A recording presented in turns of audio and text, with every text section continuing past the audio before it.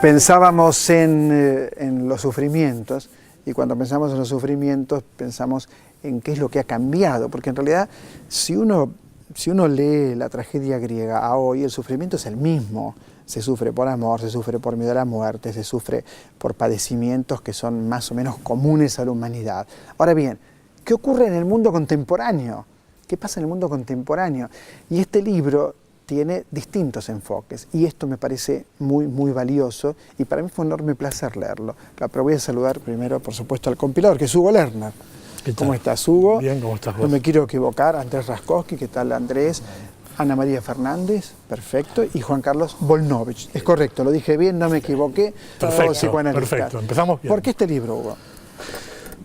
Bueno, a ver, esto nace de una jornada que habíamos organizado y tendríamos que ver por qué surge la idea de sufrimiento, que de ahí deriva después el libro.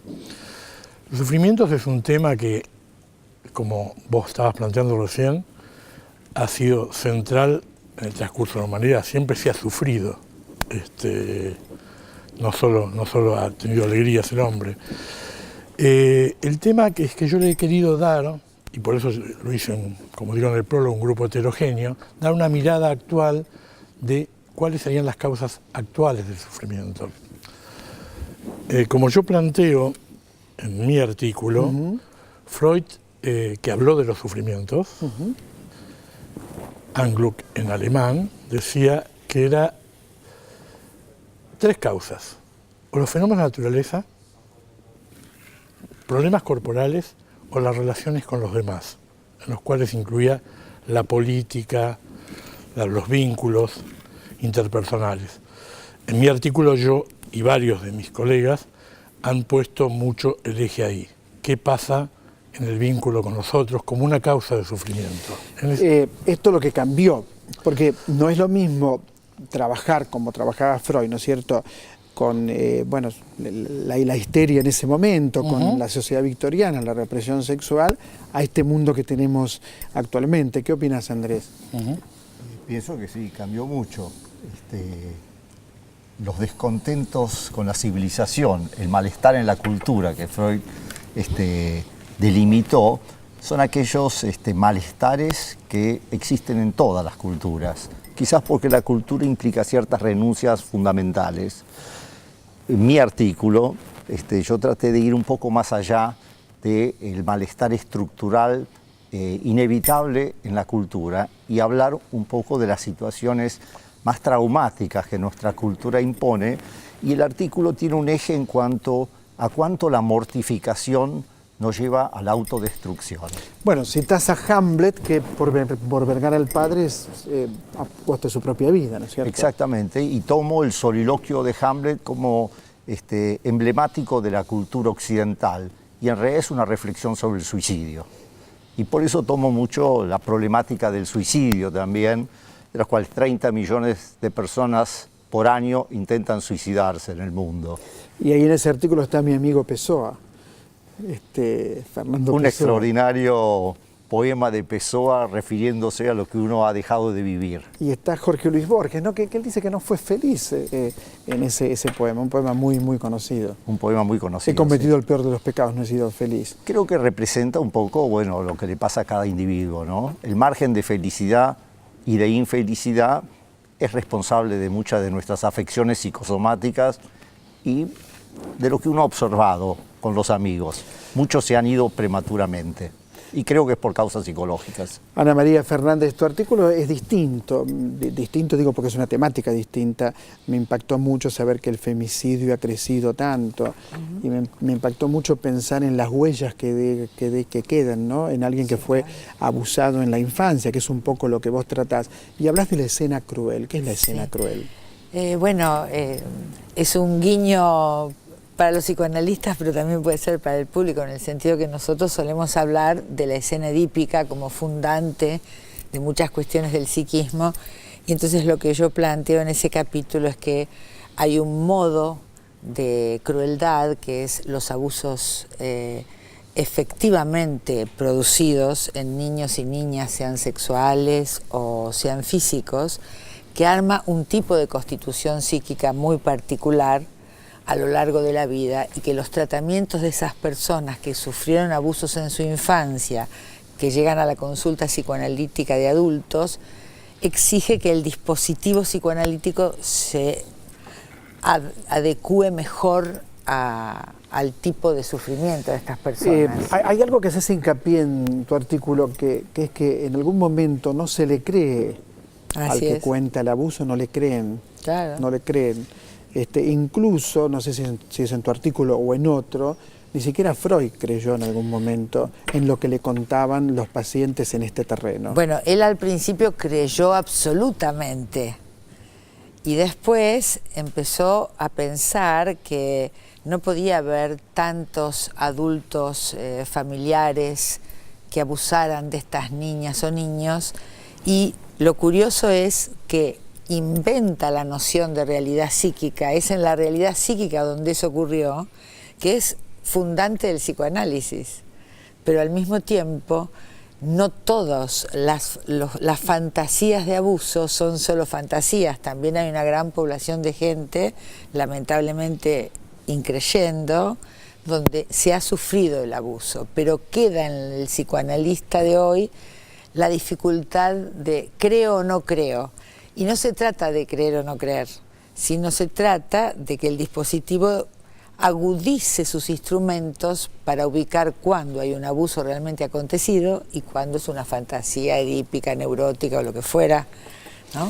Juan Carlos Volnovich, me impactó y me gustó mucho, realmente mucho, la defensa que haces de la juventud, ¿no? Me parece que de pronto vos decís en tu artículo que las grandes tragedias no las hicieron los jóvenes, las hicieron los adultos. Bueno, porque ahí me salgo del título del libro y no hablo de los que sufren, sino de los que disfrutan.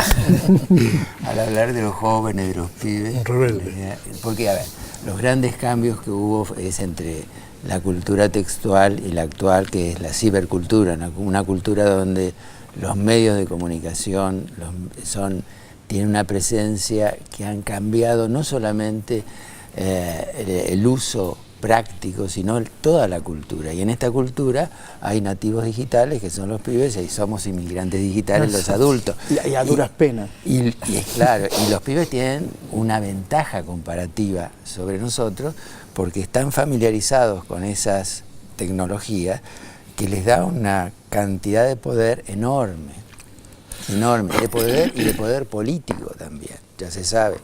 Lo hemos visto en la primavera árabe, lo hemos visto en Atocha. Claro, en Atocha, lo hemos visto en distintas partes del mundo. Mira, pibes, adolescentes, con un celular en la mano y involucrados en la política pueden cambiar el mundo.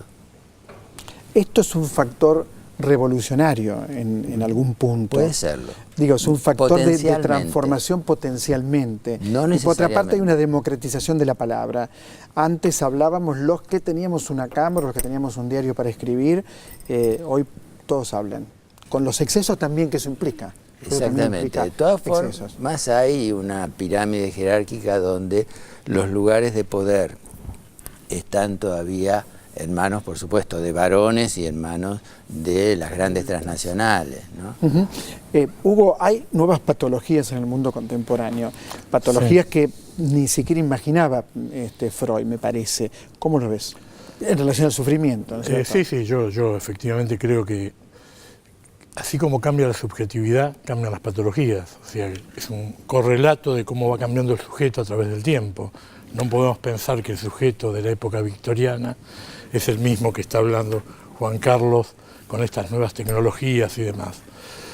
No quiere decir que se haya perdido totalmente las viejas patologías, y también por respeto, pero no por ser un fanático de Freud de alguna manera anticipó cambios, no hubo tiempo.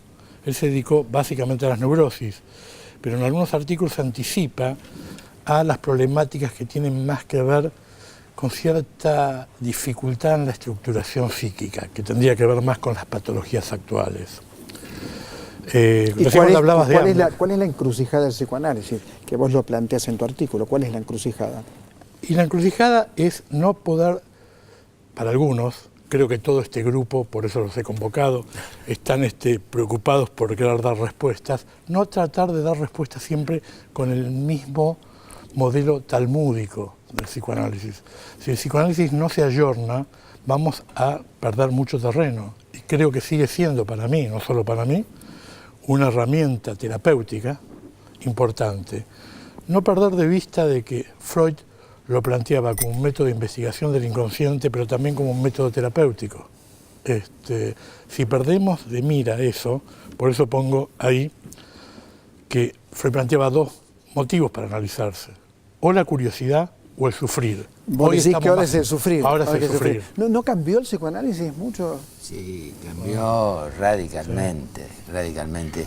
Lo que pasa es que antes había un psicoanálisis y ahora, y ese libro lo plasma, hay una multiplicidad. Es como el peronismo, psicoanálisis, hay muchos. Estamos en veda, estamos en veda, no se puede hablar de política. No hablo de política, digo que el psicoanálisis, claro, es multifacético y hay muchas. Cuando estaba Freud era uno, cuando con Lacan también, pero ahora que no está ni Freud ni Lacan, hay infinidad de psicoanálisis y de escuelas. Qué notable de lo que te ocupás, ¿no? De los niños, de las huellas que quedan.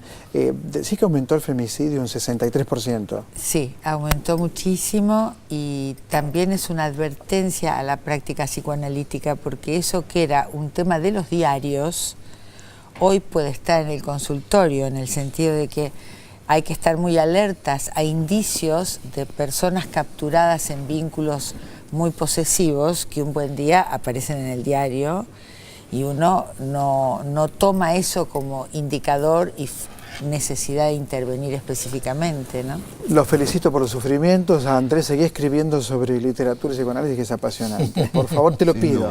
Por favor. Con mucho gusto. Muchas gracias a los cuatro. Gracias. Muchas gracias. Muchas gracias a vos. Los sufrimientos, un libro para comprender el mundo contemporáneo. Fíjense que podemos hablar poco en televisión, pero usted sí se puede encontrar con el libro, descubrirlo, investigarlo, pensarlo. Para esto hacemos un programa de televisión, para que usted se encuentre con el libro. Enseguida regresamos, está la gente de la casa de Bernarda Alba en el estudio. Ya volvemos.